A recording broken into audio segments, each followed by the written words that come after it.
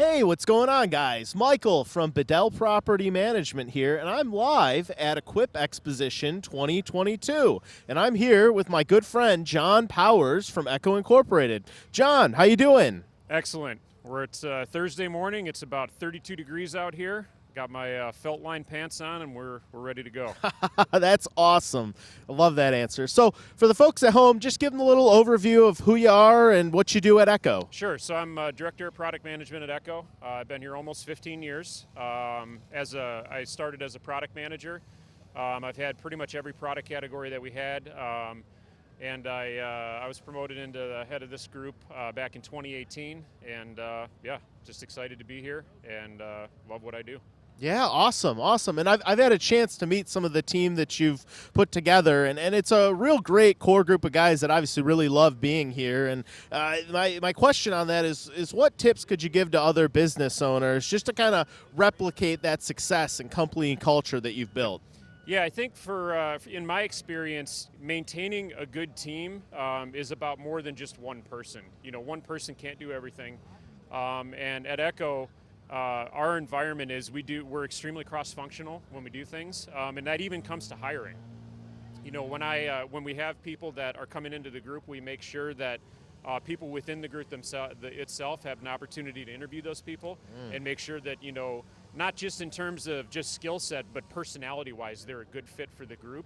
And we also do that from a cross-functional aspect. We have people from operations, from procurement, from finance, from sales, from marketing. Make sure that the person that we're going to bring in is a good fit, not just in terms of their skill set, but also in terms of who they are.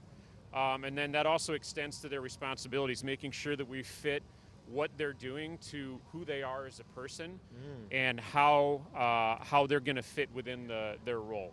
Great. So it sounds like you guys do a lot of due diligence and work on the front end to make sure that there's as few issues or surprises once you guys actually get going as a cohesive team. It's that, and then there's obviously a heavy focus with onboarding the person, and then just making sure that we're not stifling them with, always looking over their shoulder and making sure that, are they doing what they're supposed to be doing today, letting them lead where they need to, and then providing them with support where that's needed. You know, I'm a big fan of a guy named Jocko Willink. He has a great podcast on leadership. I've been a follower of him for years, and I think his advice on leadership is really solid, and I try to follow that. Yeah, extreme ownership, Yep, right? Exactly. Perfect. Well, we can hear some of the gas-powered equipment going back there, and I got to ask, what are some tips that you would give to contractors just when we're trying to evaluate maybe what piece of gas-powered equipment would be a good fit for us? Yeah, I'd say when it comes to buying equipment for a professional setting, I would say my advice would be buy as good of a piece of equipment as what you can afford, and make sure that, number one, it's a good fit for what your job is. But don't cheap out and buy something that is more of a homeowner focused piece of equipment. Buy as good a piece of professional equipment as you can afford. It may be more of an investment up front. But you make your money working. You don't make your money when your piece of equipment is in the shop. So you got to make sure that you have equipment that's going to be reliable and is going to perform day in and day out. Oh, that's great advice. So is there any beyond that? Is there any mistakes that you see us commonly making? I would say the opposite of that. By going in and being focused on just that initial purchase price and maybe buying something that's really not up to the task, and then being frustrated later and maybe having to buy another piece of equipment, and you end up spending more money than if you had just invested in a good piece of equipment to begin with. Yeah, I know. I've found in my own business that I've never bought a bigger sized piece of equipment or the next model up, if you will, and said, oh, this is too big for my company. If anything, it's always been wow, this is great. We're more efficient. I'm glad I made this investment. Yeah, I would say that, and also buying better equipment enables you to potentially expand your business and then to get more customers or to get your work done faster so you can take on more accounts.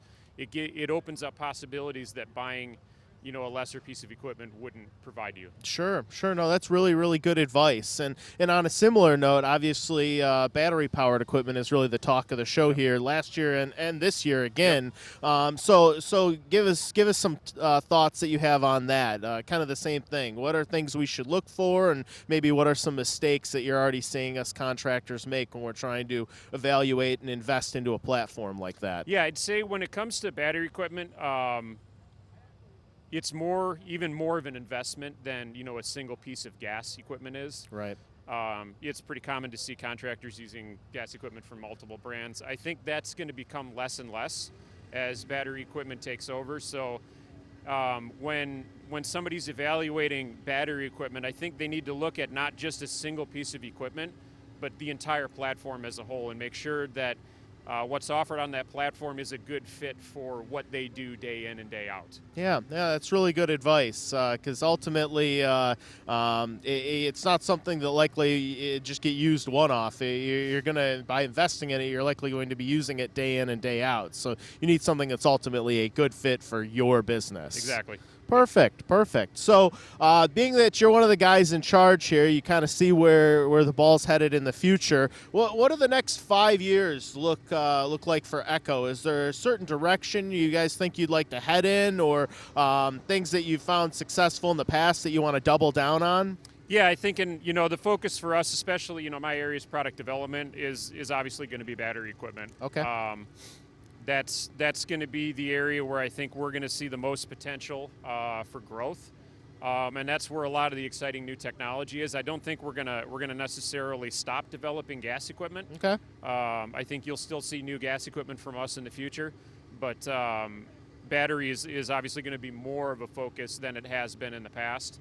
And I think over the next few years, you'll see some really exciting things from us. Cool. And so aside from battery-powered stuff, just looking at the industry as a whole, the next 10, 15, 20 years, is there anything else that you see as maybe like a big game changer or surprise that might catch contractors like me off guard, that maybe you see that we don't?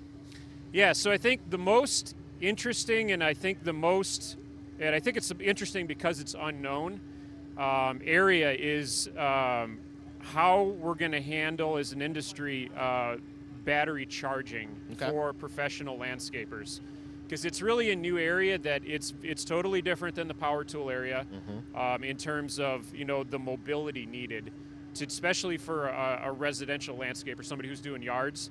They're on the go constantly. I think there's going to be a variety of solutions there, and it's really exciting to see what that variety of solutions is going to be. Great.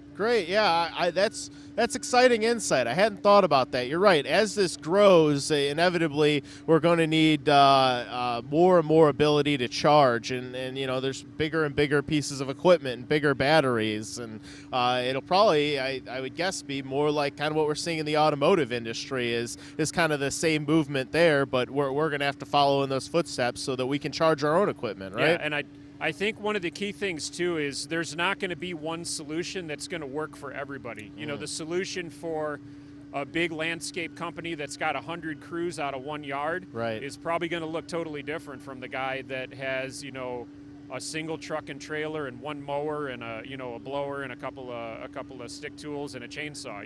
I don't think the solution's going to be the same for both of those people. Yeah, kind of like maybe the small guy might just go to the gas station to get fuel for his gas-powered equipment versus a large outfit like that likely has tanks at their facility. Exactly. That's a good analogy. Yeah, great. Well, John, this has been great insight. I appreciate you taking the time on a real chilly morning here and chatting before the show gets going for the day. So awesome. Thanks for hanging out with us, and we will see you guys on the next one. Take care and be safe.